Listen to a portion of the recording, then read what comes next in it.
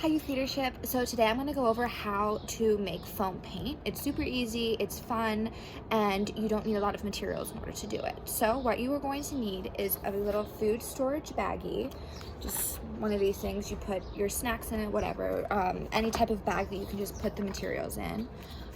Shaving cream, glue, and if you have any type of coloring, food coloring, anything that you could think of just to make the paint a different color, those are the three things you're going to need. So first, what we're going to do is